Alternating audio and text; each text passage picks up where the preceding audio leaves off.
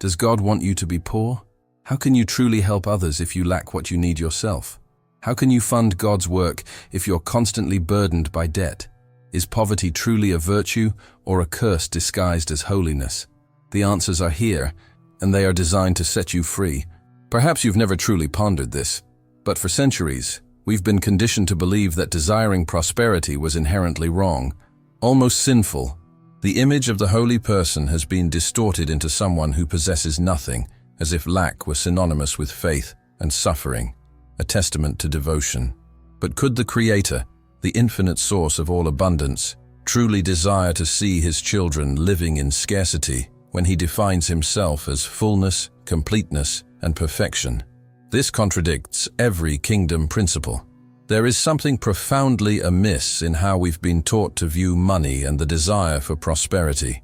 Many of us grew up hearing phrases like, "It's harder for a rich man to enter the kingdom of heaven," or "It's easier for a camel to pass through the eye of a needle," without realizing these words, taken out of context, became mental strongholds. These strongholds have subtly alienated us from the most potent spiritual truth, that abundance is a natural expression of the divine within us, a part of our divine law. Emmett Fox taught that the universe is a perfect mirror of our consciousness. If guilt resides within you for desiring more, the reflection will be limitation. If there is fear of prosperity, the reflection will be lack. This is precisely why so many pray, fast, and await financial miracles, yet continue to face the same struggles, month after month. It's not because God has forgotten them.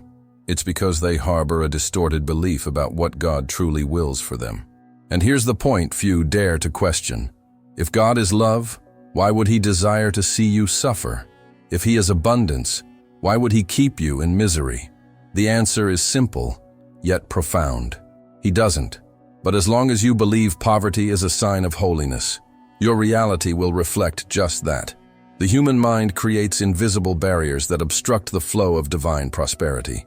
The truth is, money, when understood spiritually, is not an enemy of faith. It is a powerful tool for the manifestation of faith in action. The issue was never desiring prosperity. The issue lies in not understanding the true purpose of prosperity. When you desire wealth merely for status, emptiness grows. But when you desire to prosper, to serve, to bless, and to expand good, the universe conspires in your favor, because your desire is aligned with the divine flow, with kingdom principles. This is what no one told you, and this is precisely where your liberation begins. Consider for a moment, how can you extend a helping hand to those in need if your own hand is empty? How can you contribute to the betterment of the world if you're constantly preoccupied with paying bills? Scarcity does not glorify God. Scarcity only limits his expression through you. The true glory of God is manifested when one of his children awakens, overcomes their limiting beliefs, and chooses to be a channel for divine abundance and prosperity. And perhaps this is why you are here now, hearing these words. Because deep within you, there's a knowing that there is more. Something that senses you were not created to eternally struggle for survival, but to live in the fullness of what the Creator envisioned for you. If you open your heart to what follows, you will realize that spiritual and material prosperity walk hand in hand, and there is nothing wrong with desiring the best. On the contrary, it is an act of faith, a claim to your divine inheritance. Before we continue, I want to invite you to take the next step on this journey of conscious manifestation. In the first pinned comment, there's a link that will show you how to align the power of your mind with the spiritual laws that govern all abundance. It's transformative to the point, and could be the beginning of a profound shift in your life. Click it as soon as this video ends, but remember this: what you're about to discover here can completely change how you view God, money, and your destiny. In the next few minutes, you will understand why Christ himself never condemned wealth, and how his teachings, when rightly understood, reveal the hidden key to divine manifestation and prosperity. You will grasp how the law of attraction, when viewed through the lens of the Bible, demonstrates that prospering is a spiritual duty, a divine right, and finally, a revelation few dare to speak openly. something that can definitively unlock the abundance that has been withheld from your life until now. Prepare yourself, because what you are about to hear is not a mere reflection. It is an awakening, a call to your highest potential. And remember, if this message is already resonating within you, it's a sign that your consciousness is ready for transformation. So, before the video continues, hit the like button, subscribe to the channel, and allow this expansive energy to reach more people.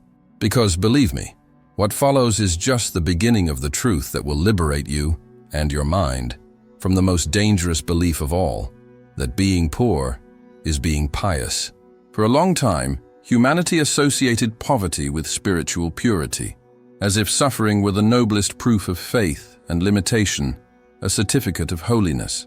But what no one told you is that this belief was planted and cultivated generation after generation until it became a sacred truth, when in reality it's nothing more than a distortion created to keep humanity distant from its true divine power and destiny.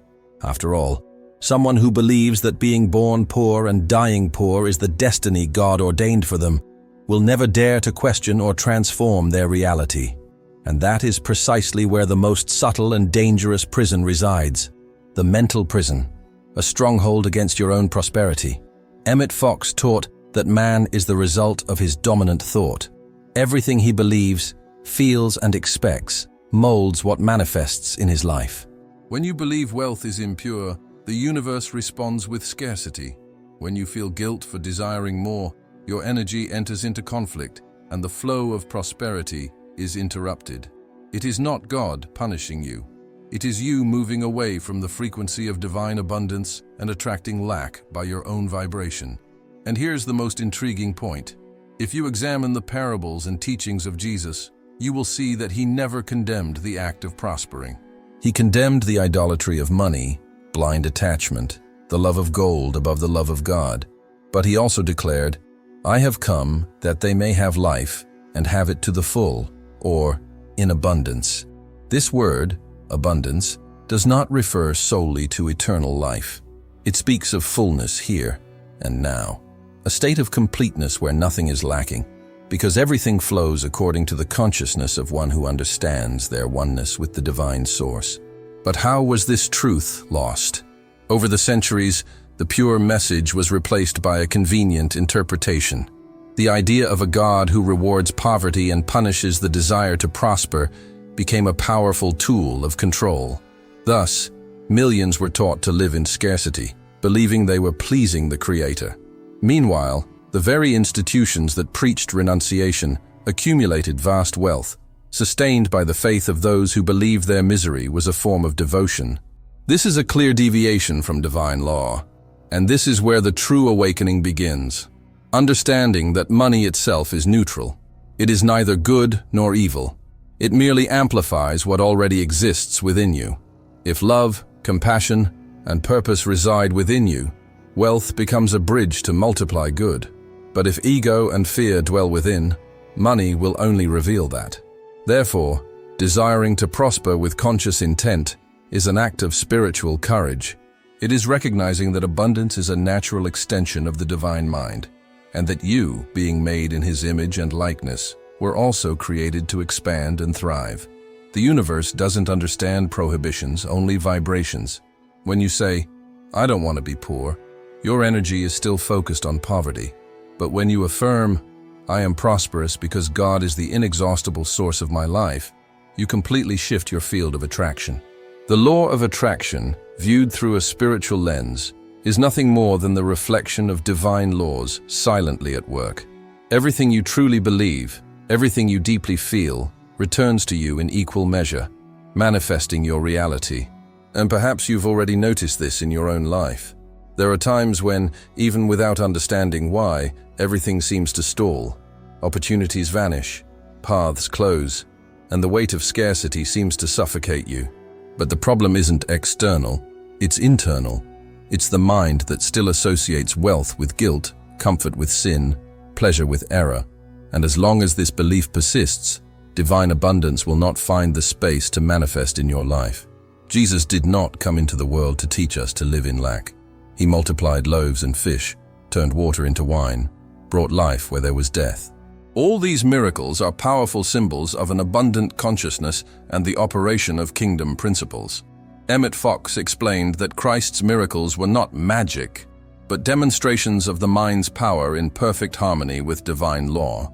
When you are in alignment with this law, which is love, faith, and conviction, the impossible dissolves. Multiplication occurs because the consciousness of abundance recognizes that nothing is scarce before the infinite. But what prevents you from accessing this? Doubt, fear, and above all, the belief that God desires to test you through pain.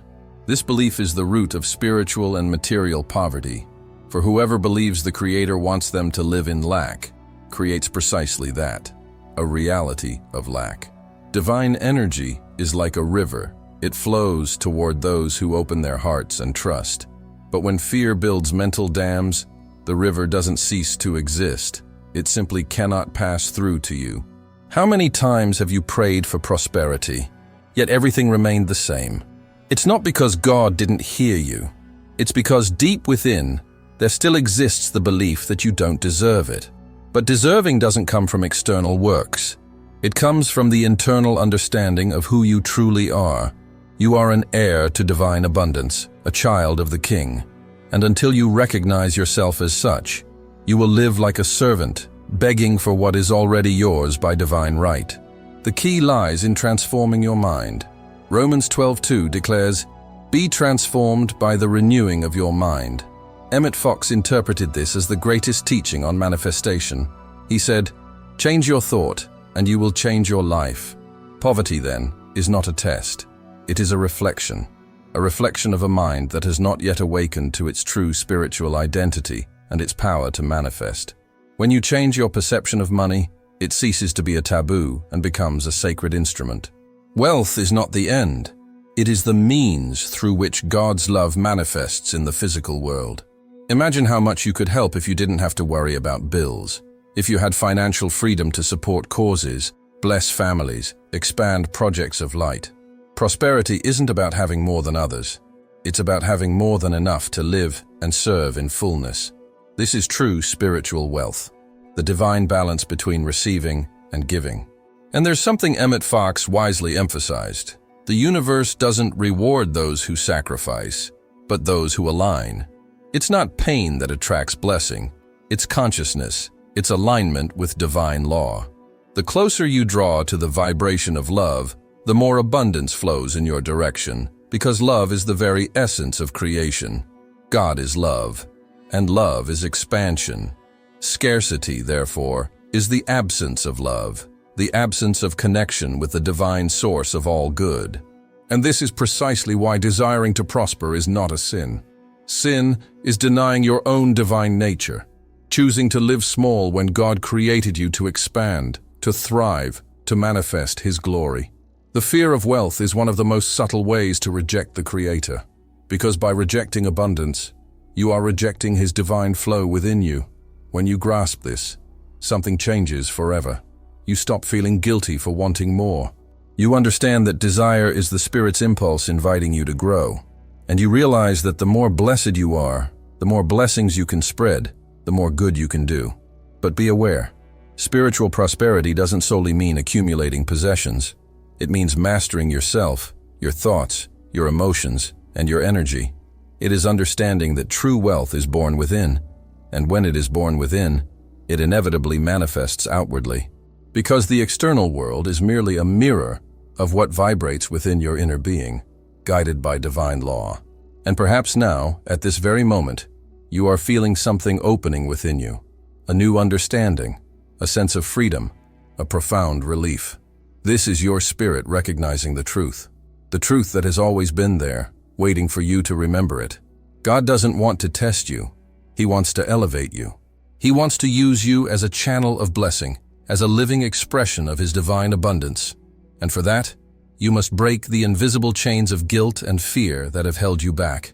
If you want to begin this transformation today, remember, in the first pinned comment, there's a link that will show you how to activate the vibration of prosperity within your mind.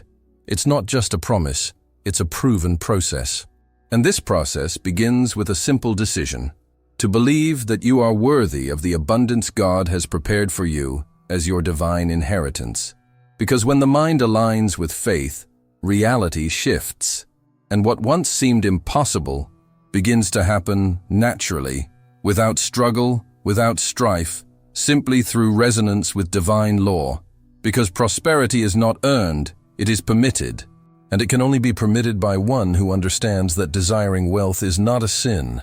It is recognizing the divine presence in active manifestation. Continue with me, because the final revelation will show you something few dare to speak aloud, something that can, once and for all, erase from your mind the idea that faith and abundance are opposing forces. In truth, they are the very same power, and you are about to understand why. The truth is, there is no separation between the spiritual and the material. This division was created by the human mind, which failed to grasp that the visible world is merely the manifestation of invisible consciousness, governed by divine law. Everything you touch, feel, experience, every triumph, every challenge, first originates within you. Poverty is not God's punishment, and wealth is not a prize reserved for a select few. Both are reflections of the inner state of those who manifest them. And the most powerful realization is knowing that this can be transformed at any moment through awakened consciousness and the application of kingdom principles. Christ himself declared that the kingdom of God is within us. This means all abundance. Every answer, every manifestation is already there, in the silence of your soul, waiting to be recognized. When you comprehend this, you cease to ask as one who begs, and begin to give thanks as one who has already received. And it is in this state of gratitude that the miracle occurs. Because gratitude is not just any emotion, it is the vibrational language of creation, a powerful force for manifestation. God never intended for you to be small. He never rejoiced in your struggles, nor was he pleased by your scarcity. What he always desired was to see you expanding, multiplying your gifts, inspiring people, transforming the world around you. Because the more you grow, the more God himself expresses through you. The problem is that many confuse humility with self-denial.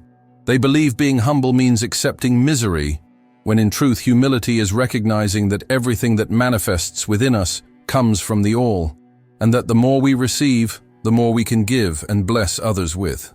To desire prosperity is to desire to be a stronger channel for divine power. It is to allow God's love to expand into the physical world through your life. Therefore, there is no sin in wanting a comfortable home, a thriving career, stable financial abundance. The true sin is believing you don't deserve it, is rejecting the gift of abundance out of fear of others' judgment. Desire is the seed that the Spirit himself plants within you for something greater to blossom. And when you nurture it with faith, conscious action, and unwavering conviction, the impossible becomes inevitable through the operation of divine law. Emmett Fox taught that there is nothing wrong with desiring good, as long as that desire is aligned with love. And to love, in its purest sense, is to expand. It is to allow life to flow without resistance. It is to live in harmony with divine law, which is abundance in motion. When you open yourself to this truth, something changes forever. Guilt disappears, fear loses its grip, and the flow of prosperity begins to circulate powerfully. Suddenly, doors open, ideas arrive, opportunities appear, and you understand that it was never God testing you. It was you learning to trust in your divine right and the kingdom principles. And perhaps this is the greatest miracle of all, realizing that there is nothing between you and divine abundance, except the limiting beliefs you have accepted as truth. The good news is that now you can release them. You can choose to think differently, feel differently, vibrate differently. You can finally live as one who knows they are an heir to the Creator's infinitude, destined for prosperity. If this message has resonated within you, it's because your soul recognizes truth when it hears it. And perhaps what you need today isn't more effort, but more surrender, more trust in the divine power that has brought you this far. Remember, God doesn't want to see you merely surviving. He wants to see you flourishing. And the more you flourish, the more the world is blessed through you as a channel of His divine provision. In the first pinned comment, there's a special link for you to take the next step in this profound transformation. It's deep content, that will help you align your mental field with the vibration of divine abundance. Do not ignore this divine calling. It could be the beginning of a new chapter in your life, where the fear of wealth gives way to the conscious realization of prosperity, guided by kingdom principles. And if this message has resonated with you, if it has brought light, clarity, or hope to your heart in any way, then please give it a like and subscribe to the channel. This isn't just a gesture, it's an act of faith. It's like declaring to the universe, I choose to grow, I choose to prosper, I choose to manifest the divine within me, according to divine law. Because in the end, this is the grand revelation. Desiring wealth is not a sin. It is remembering who you truly are, a child of abundance, a living reflection of a God who has never known lack. And when this truth settles into your mind and heart, your entire life transforms, not by chance, but by divine law, by the immutable kingdom principles. And now that you know this, there's no turning back. The seed has been planted, and sooner or later, it will blossom in fullness. Because what comes from God always fulfills the purpose for which it was created, and the purpose of your life is to be abundant, so that through you, His glory may be manifested in the world.